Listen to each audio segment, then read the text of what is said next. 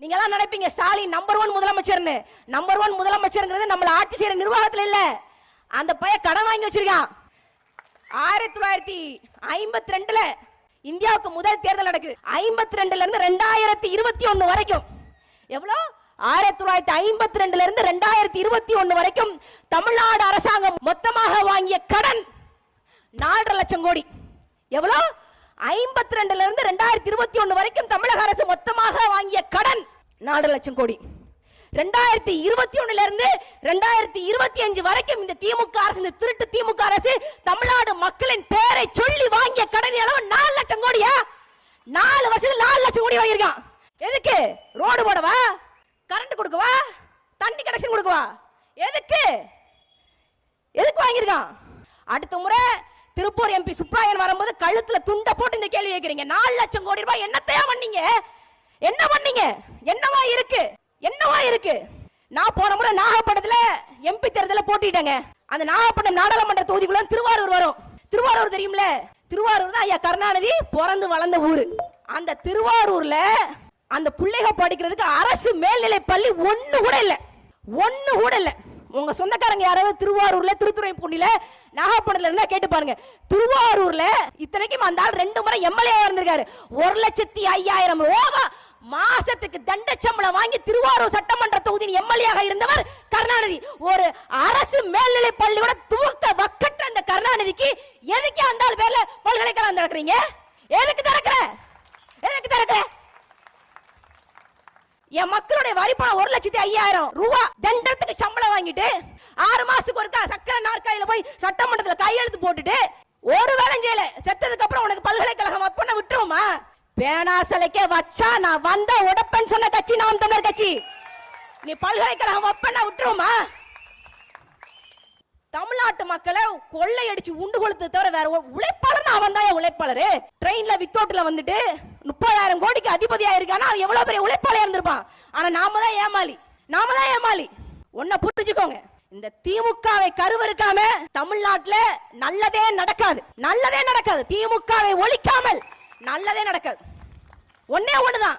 ஒன்னே ஒண்ணுதான். கம்யூனிசம் விடுதலைக்கான ஒரு வழியா அப்படின்னு கேட்டா ஆமா, விடுதலை பெறுவதற்கு கம்யூனிஸ்ட் விடுதலை பெற்றிருக்கா, ரஷ்யா பெற்றிருக்கா, சீனா பெற்றிருக்கா. ஆனா அதுக்கப்புறம் என்ன செஞ்சான்? ரஷ்யா யுக்ரைன் மேல ஏன் போர் தொடுக்கிறான்? சீனா இன்னைக்கு ஏன் அமெரிக்காவை எதிர்த்து அரசியல் செய்து? அமெரிக்கா உலக வல்லாதிக்கம் அதை எடுத்து 124 விழுக்காடு வரி போடுறான் அப்படின்னா சீனாக்காரனுக்கு எவ்வளவு தில்லம் தானியம் இருந்திருக்கும். விடுதலை பெற்றது சீனாவும் ரஷ்யாவும். ஆனா அதுக்கப்புறம் அவன் செஞ்சது எல்லாமே இன அரசியல், இன மேலாதிக்கம். நாம் தமிழர் கட்சிக்காரங்க நாங்க செய்யறதும் இன அரசியல், இன மேலாதிக்கத்துக்கான அரசியல் தான். அதையெல்லாம் விட்டுட்டு இங்க இருக்கக்கூடிய அரசு ஊழியர்கள், தனியார் ஊழியர்கள் திரும்ப திமுக தான் வாக்களிப்பேன், ஸ்டாலின் காரு நம்ம மனவாடு அப்படின்னு நீங்க சொல்லி வாக்களிச்சீங்க, உதயசூரியனுக்கு வாக்களிச்சீங்க அப்படின்னா அன்பார்ந்த தாய் தமிழ் சொந்தங்களே, ஸ்டாலின் அடுத்த 5 ஆண்டுகளை நம்ம எல்லாம் கருவாடா மாத்தி போடுவார். நம்ம மனவாடு நம்ம காரு, ஸ்டாலின் காரு நம்ம காருன்னா நம்ம கருவாடு தான் ராஜா. 2026க்கு உதயசூரியனுக்கு வாக்களிக்க இருப்பீங்க. 2031ல தேர்தலில் நீங்க வாக்களிக்கும் போது அரசு ஊழியர்களாக இருக்கணும் என்றால் அரசு ஊழியர்களுக்காக என் காவல்துறைக்கு கூட சங்கம் வைக்க வேண்டும் என்று தொழிலாளர்களின் உரிமைக்காக, தொழிலாளர்களினுடைய வளர்ச்சிக்காக, தொழிலாளர்களின் மேன்மைக்காக அனுதினமும் பேசக்கூடிய எங்கள் அண்ணன் செந்தமிழன் சீமான் பக்கம் வாருங்க, வாருங்க. நான் சொல்றேன் 3.25 லட்சம் கோடி வருமானமா? நான் வரிய உயர்த்தல, எதுவும் உயர்த்தல. நான் 6 லட்சம் கோடியாக மாத்தி காட்டுறேன். எங்கள் அண்ணன் செந்தமிழன் சீமான் அவர்கள் பொருளாதார மேதை. 500 ரூபாய் 1000 ரூபாய் எல்லாரும் பேன் பண்ணும்போது, டிமானிட்டேஷன் பண்ணும்போது எல்லா அரசியல் கட்சி தலைவர்களும் ரஜினி ஹேட்ஸ் ஆஃப், ஸ்டாலின் சிறந்த கொள்கை, சிறந்த கொள்கை. எங்கள் அண்ணன் செந்தமிழன் சீமான் அவர்கள் மட்டும்தான் சொன்னாங்க, ராஜா இந்த நாட்டில் நோட்டை மாத்தி புண்ணியம் இல்ல ராஜா, நாட்டை மாத்தணும், நாட்டோட சிஸ்டத்தை மாத்தணும், நாட்டோட அமைப்பை மாத்தணும் என்று சரியான முறையில் சரியான ஒரு பொருளாதார மேதையாக அந்த முடிவெடுத்து சொன்னாப்ல. தமிழ்நாட்டு அரசியல்லாம் எங்களுக்கு சாதாரணது. மார்க்ஸ் மதிக்கிறோம், லெனின மதிக்கிறோம், மாவோவை படிச்சிருக்கிறோம்.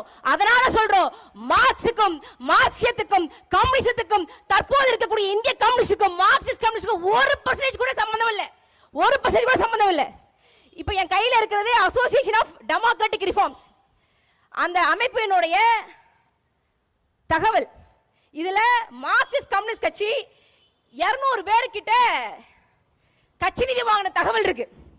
200 பேர்கிட்ட கட்சி நிதி வாங்குறதுக்கான தகவல் இருக்கு. கம்யூனிசத்துக்கும் இப்ப இருக்கக்கூடிய இந்திய கம்யூனிஸ்டுக்கும் மார்க்சிஸ்ட் கம்யூனிஸ்டுக்கும் ஏன் ஒரு சம்பந்தமும் இல்ல அப்படிங்கறத நான் சொல்றேன் பாருங்க. எஸ்என்ஜி ப்ரூவரிஸ் சாராய கடைக்கிட்ட இருந்து 10 லட்சம் ரூபாய் கட்சி நிதி வாங்கியிருக்கான். ஸ்ரீ கோகுலம் சிட் ஃபண்ட்ஸ்ல இருந்து 50 லட்சம் ரூபாய் கட்சி நிதி மார்க்சிஸ்ட் கம்யூனிஸ்ட் கட்சி வாங்கியிருக்கு. சியூ இன்ஃப்ராஸ்ட்ரக்சர் லிமிடெட்ல இருந்து 25 லட்சம் வாங்கியிருக்கு. ஸ்பார்க்கிள் கோல்ட் ரீட்டைல் வெஞ்சர்ஸ்ல இருந்து 20 லட்சம் வாங்கியிருக்கு. ஸ்டார் கம்யூனிகேஷன் இருந்து 10 லட்சம் ரூபாய் வாங்கியிருக்கு. இப்போ அந்த எஸ்என்ஜி ப்ரூவரி சாராய கம்பெனி கிட்ட இருந்து 40 லட்சம் ரூபாய் கட்சி நிதி தேர்தல் நிதி வாங்கக்கூடிய இந்திய கம்யூனிஸ்ட் மார்க்சிஸ்ட் கம்யூனிஸ்ட் இங்க இருக்கக்கூடிய தொழிலாளிக்கு வேலை செய்வாங்களா இல்ல கட்சி நிதி கொடுக்கக்கூடிய முதலாளிகளுக்கு வேலை செய்வாங்களா? யாருக்கு வேலை செய்வாங்க? யாருக்கு வேலை செய்வாங்க? முதலாளிகளுக்கு தான் வேலை செய்வாங்க. 200 பேர் பட்டியலுங்க, 200 பேர் பட்டியல். எல்லாமே பாருங்க, லட்ச ரூபாய் கம்மியா ஒண்ணுமே கிடையாது. 50 லட்சம் இருந்து 1 லட்சம் ரூபாய் வரைக்கும் வாரி கொடுத்துருக்கான், வாரி கொடுத்துருக்கான். இப்ப தெரியுதா? கம்யூனிஸ்டுக்காரன் மதுரையில மாநாடு போட்டு நாம் தமிழர் கட்சிக்காரங்க திட்டிட்டு இருக்காங்க. எப்ப நீ மொத்தமாவே கழுத தெரிஞ்சு கட்டரும்பு ஆன கதையாட்டோ, கழுத தெரிஞ்சு கம்யூனிஸ்ட் ஆன கதையா? ஒட்டுமொத்த இந்தியாவுக்கே நீ 6 எம்பி தான் வச்சிருக்க. நீ 6 எம்பியை எப்படி 10 எம்பியா மாத்திரம், எப்படி 100 எம்பியா மாத்திரம் சிந்தி எங்களை போய் நோண்டிட்டு இருக்க? இந்த கேள்வி இருக்கா? கேட்டேன்னு சொல்றான், நாம் தமிழர் கட்சிக்காரர்கள் இனவெறி பேசுகிறார்கள், தமிழ்நாட்டை தமிழனை ஆள வேண்டும் என்று பேசுகிறார்கள். என்ன தப்பு? என்ன தப்பு? லெனின் சொல்றாரு, லெனின் சொல்றாரு, லெனின் ரஷ்ய புரட்சியை முன்னெடுத்து அது வெற்றி கண்டவர். அவர் சொல்றாரு, அந்த சோவியத் ரஷ்யால பல தேசிய இனங்கள் கூடி வாழ்றாங்க. அப்ப லெனின் கிட்ட கேக்குறாங்க, ஏன்பா சின்ன சின்ன தேசிய இனங்கள்லாம் இருக்கே, அவங்களுக்கு பிரிந்து செல்லக்கூடிய உரிமையெல்லாம் கொடுக்க கூடாது, சுயாட்சி உரிமையெல்லாம் கொடுக்க கூடாது, அது ரொம்ப தப்பாயிரும் அப்படின்னு சொல்லி லெனின் கிட்ட கேக்குறாங்க. அப்ப லெனின் சொல்றாரு, கல்யாணம் முடிச்சவங்க டைவர்ஸ் பண்ணிக்கலாம், விவாகரத்து பண்ணிக்கலாம்ங்கிறது கூட தான் இருக்கு. அதுக்காக கல்யாணம் முடிச்சவங்க எல்லாம் டைவர்ஸா பண்ணிக்கிறாங்க. மாநிலங்களுக்கு சுயாட்சி உரிமை கொடுப்பதனால அவன் பிரிஞ்சுதான் போயிருவான், நீ எப்படியா சொல்ற என்று சொல்லி லெனின் ஒரு மிகப்பெரிய United States of Soviet Russia என்கிற ஒரு மிகப்பெரிய கம்யூனிஸ்ட் நாட தன் கண் முன்னாடி அமைச்சு காட்டினா. அவன் தான் உண்மையான கம்யூனிஸ்ட்.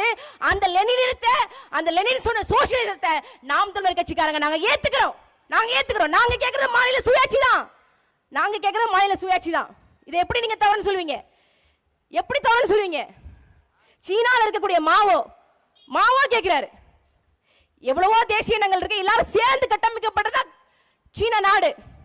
எங்க கிட்ட கேட்பாங்க, நாம் தமிழர் கட்சிக்காரங்க ஏங்க கூட்டணிக்கே போறதில்லை அப்படின்னு. கூட்டணியை வச்சு எங்களுக்கு இருக்கக்கூடிய ஒரே நிலைப்பாடு தான். இன்னைக்கு இருக்கக்கூடிய ஜூனியர் விடன் கூட ரொம்ப கேவலமா எங்கள் அண்ணன் நிர்மலா சீதாராமன் அவர்கள் சந்திச்சதாகவும் கூட்டணிக்காக பேசுறதாகவும், எங்க அண்ணன் நிர்மலா சீதாராமன் அவர்களை சந்திச்சா ஆமா நான் சந்திச்சேன் என்று பேசக்கூடிய தில்லும் திராணியும் பெற்றவர் நாம் தமிழர் கட்சியின் தலைமை ஒருங்கிணைப்பாளர் அண்ணன் செந்தமிழன் சீமான் அவர்கள். சந்திக்கலதான், நான் எதுக்கே கூட்டணிக்கு போகணும்? இதுல ஒரே ஒரு நிலைப்பாடு தான், நாம் தமிழர் கட்சி தோத்து போகணும், நாம் தமிழர் கட்சி எங்கள் எதிரி என்று சொல்பவர்கள் நல்ல பாம்பு மாதிரி பட்டுன வசத்தை கொத்தி போட்டு பட்டுன்னு போயிடுவாங்க. நல்ல பாம்பு மாதிரி ஒரே அடிதான், கொத்திட்டு அப்படியே போயிடுவான். ஆனா நீங்க கூட்டணி வைக்கலனா தோத்து போயிருவீங்க தெரியுமா? உங்க 8 விழுக்காடு வாக்கே இருக்காது தெரியுமா? உங்க வாக்கு வங்கி குறைஞ்சும் இல்லையா? உங்க தம்பி தங்கைகளை நீங்க யோசிச்சு பார்க்க கூடாதா? உங்க கட்சியை நீங்க யோசிச்சு பார்க்க கூடாதா? அப்படிங்கிற மலைப்பாம்பு மாதிரி. மலைப்பாம்பு நம்ம உடம்புல ஊறும் போது வெளியில இருந்து பாக்குறவனுக்கு மலைப்பாம்பு இந்த மனுஷன் அப்படியே ஆற தழுவுன்னு நினைப்பான். ஆனா நேரம் போக போக தான் மலைப்பாம்பு அந்த ஆளையே முழுங்குறதுக்கு சுத்திக்கிட்டு இருக்குங்கிறது தெரியும். இத நம்ம உறவுகள் மிக தெளிவாக புரியணும். நமக்கு எதுல நிக்கிறவன் நல்ல பாம்பு மாதிரி, ஆனா கூடையே இருந்து கூட்டணி பேசுறவன் மலைப்பாம்பு மாதிரி கட்டாயம் நம்மளை விழுங்கி விடுவான். எங்களுக்கு கூட்டணி வைக்க எந்த அவசியம் இல்லை, எந்த அவசியம் இல்லை. நாடு விடுதலை பற்றி 75 ஆண்டுகளுக்கு மேல ஆகுது. இதுவரைக்கும் தமிழர் நலங்களையும் தமிழ்நாட்டு வளங்களையும் கொள்ளையடித்து உண்டு கொளுத்த எந்த தேசிய கட்சிகளோடும், திராவிட கட்சிகளோடும், திமுக, அதிமுக, பாஜக, கம்யூனிஸ்ட், காங்கிரஸ் என்று எந்த கட்சிகளோடும் நாம் தமிழர் கட்சிக்கு கூட்டணி கிடையாது. நாங்க 8 கோடி தமிழ் தேசிய மக்களோடு தான் நாங்கள் கூட்டணி வைப்போம். ஏன்?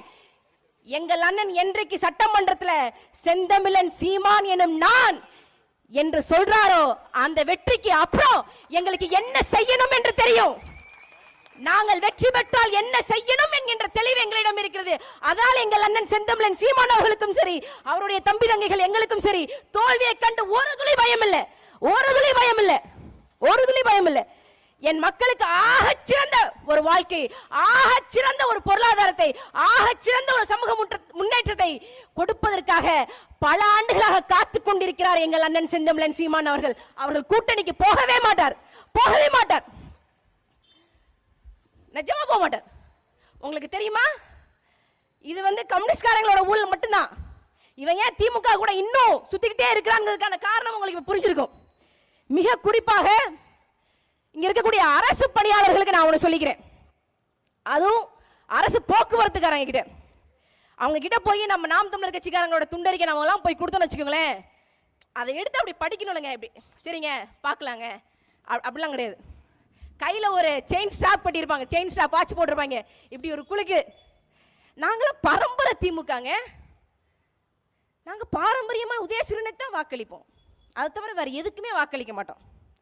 இந்த மாதிரி அரசு போக்குவரத்து கழக ஊழியர்களுடைய பென்ஷன் பணத்தை எவ்வளவு தெரியுமா திமுக ஆட்டை போட்டது? 4500 கோடி ரூபாய். அரசு போக்குவரத்து பணியாளர்களுடைய பென்ஷன் பணத்தை 4500 கோடி ரூபாயை ஆட்டை போட்டது இந்த திமுக தான், இந்த திமுக தான். அவர்களுடைய ப்ராவிடென்ட்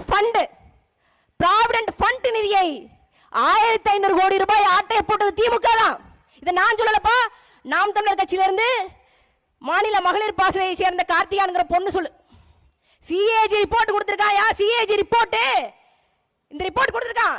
தமிழ்நாடு அரசு போக்குவரத்து கழகத்துறையில அந்த மக்களுக்கு செலுத்த வேண்டிய பென்ஷன் பணத்தையும் தமிழக அரசாங்கம் செலுத்தல. அந்த ஊழியர்கள் செலுத்திய பென்ஷன் பணத்துல இருந்து 4500 கோடி ரூபாய் ஆட்டைய போட்டது இந்த திமுக அரசாங்கம். ஏன்பா பென்ஷன் பணத்தை மக்களுக்கு போக வேண்டிய, அரசு ஊழியர்களுக்கு போக வேண்டிய 4500 கோடி ரூபாயை நீங்கள் ஆட்டைய போட்டிருக்கீங்க என்று கேட்டா, the government was silent on this issue சொல்லிருக்கான். என்ன பேச முடியும்? என்ன பேசுவீங்க? அரசு பஸ்ல, அரசு பேருந்துல ஒவ்வொருத்தரும் டிக்கெட் எடுக்கிறோம், ஒவ்வொரு டிக்கெட்லயும் ஆக்சிடென்ட் செஸ்ன்னு ஒண்ணு பிடிப்பான். உங்களுக்கு தெரியாது, 25 ரூபாய்னா 25 ரூபாயில ஒரு குறிப்பிட்ட பணம் ஆக்சிடென்ட் செஸ், அது தனியா ஒரு வங்கி கணக்கு போகும். அந்த ஆக்சிடென்ட் செஸ் எதுக்குன்னா, இப்ப திட்டக்குடியில ஒண்ணு ஓடிச்சு பாத்தீங்களா, பஸ் தனியா ஓடிட்டு இருக்கும், பஸ் டயர் அது தனியா ஓடிட்டு இருக்கும்.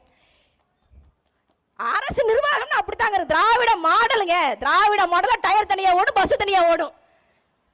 இப்படிலாம் ஓட்டி மக்களுக்கு ஆக்சிடென்ட் ஏற்படுத்திட்டாங்க, விபத்து ஏற்படுத்திட்டாங்கன்னா, அந்த விபத்துல யாராவது காயமடைந்தாலோ, யாராவது உயிரிழந்தாலோ அவர்களுக்கு இழப்பீடு கொடுக்கணும்.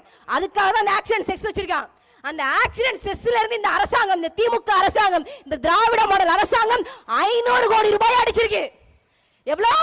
500 கோடி ரூபாய் அடிச்சிருக்கு. பென்ஷன் 4500 கோடி, ப்ராவிடென்ட் ஃபண்ட் 1500 கோடி, ஆக்சிடென்ட் செஸ் 500 கோடி ரூபாய் அடிச்சிட்டான். இவங்க என்ன சொல்றாங்க? ஒட்டுமொத்த தமிழக அரசாங்கத்தினுடைய வருமானமே 3.25 லட்சம் கோடி தான். 3.25 லட்சம் கோடி. அதுல 1.5 லட்சம் கோடி அரசு ஊழியர்களுக்கு ஊதியம் கொடுக்கிறது, இந்த மாதிரி ஓய்வூதியம் கொடுக்கிறது, இந்த மாதிரியான வேலைகளுக்கு அரசு ஊழியர்களுக்கு 1.5 லட்சம் கோடிங்க. அடுத்து 70,000 கோடி இவங்க வாங்கி வச்சிருக்காங்கல்ல. நீங்க எல்லாம் நினைப்பீங்க ஸ்டாலின் நம்பர் 1 முதலமைச்சர்னு. நம்பர் 1 முதலமைச்சர்ங்கிறது நம்மள ஆட்சி செய்யற நிர்வாகத்துல இல்ல, அந்த பையன் கடன் வாங்கி வச்சிருக்கான்.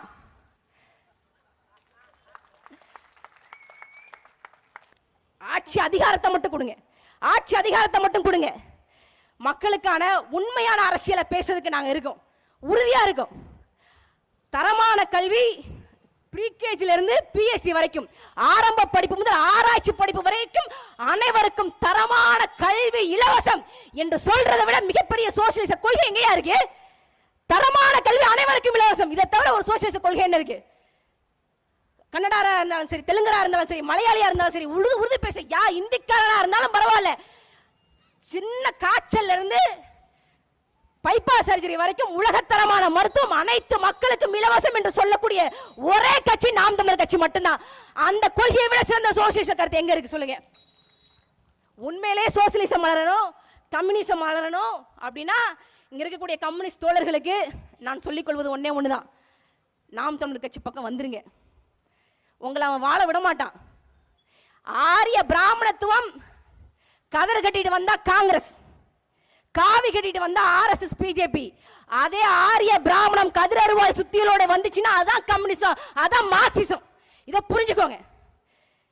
இத புரிஞ்சுக்கோங்க. 10 விழுக்காடு உயர் சாதி ஏழை இந்துக்களுக்கு ஐயர் ஐயங்காருக்கு 10 விழுக்காடு இடஒதுக்கீடு கேட்டு போராடுனது நாம் தமிழர் கட்சிக்காரர் இல்ல மார்க்சிஸ்ட் கம்யூனிஸ்ட் கட்சி எம்பி ரங்கராஜா? நாமளும் சும்மா இருக்கோம்பா, அரசு வேலை இல்ல. ஆனா ஐயர் ஐயங்காருக்கு வேலை வேணும், 10 விழுக்காடு இடஒதுக்கீடு கேட்டு நாடாளுமன்றத்தில் போராடுறான். அவனா உங்களுக்கான விடுதலை வாங்கி கொடுப்பான்? பாட்டாளி வர்க்க சர்வாதிகாரம் படைக்க வேண்டும் என்றால், உழைப்பாளிகளின் ஆட்சி அமைய வேண்டும் என்றால், அன்பார்ந்த தாய் தமிழ் சொந்தங்களே, நீங்கள் தவறாமல் வாக்களிக்க வேண்டிய சின்னம் நாம் தமிழர் கட்சியின் வெற்றி சின்னம். உங்கள் அன்பு அண்ணன், தமிழ்நாட்டின் தலைமகன் அண்ணன் செந்தமிழன் சீமான் அவர்களுடைய சின்னத்தில் உங்களுடைய வலிமை மிக்க வாக்குகளை தாருங்க. உண்மையான பாட்டாளி வர்க்க சர்வாதிகாரத்தை நாம் படைப்போம். நன்றி, வணக்கம். நாம் தமிழர்.